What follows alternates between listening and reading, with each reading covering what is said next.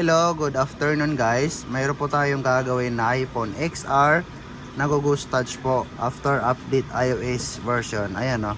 Dito, minsan nag-ghost touch dito, sabi ni sir, lalo na pag uminit. So, ang history po nito is in-update daw niya po, kaya nagkaroon ng problem yung touch niya. So, ito po, ang solusyon namin dito is papalitan na po namin to ng bagong screen or bagong LCD po.